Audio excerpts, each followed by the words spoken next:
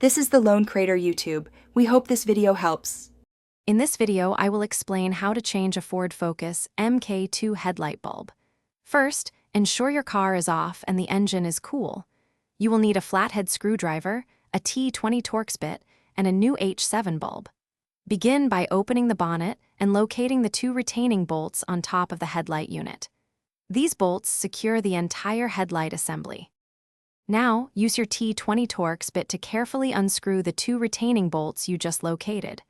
Once these are loose, gently pull the entire headlight unit forward. It might feel a little stiff as it's held by some clips, but a firm, steady pull should release it. Finally, disconnect the main electrical connector from the back of the headlight assembly. With the headlight unit free, you can now access the bulb. First, remove the large rubber dust cover from the back of the assembly.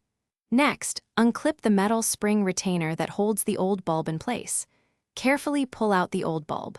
When inserting the new H7 bulb, avoid touching the glass with your bare hands to prevent contamination.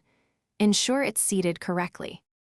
Once the new bulb is in, reattach the metal spring clip and replace the rubber dust cover. Reconnect the main electrical connector to the headlight unit.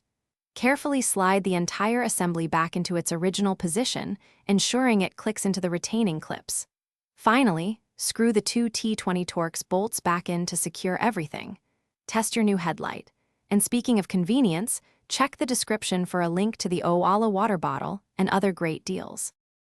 Thanks for watching. Consider subscribing if we helped you.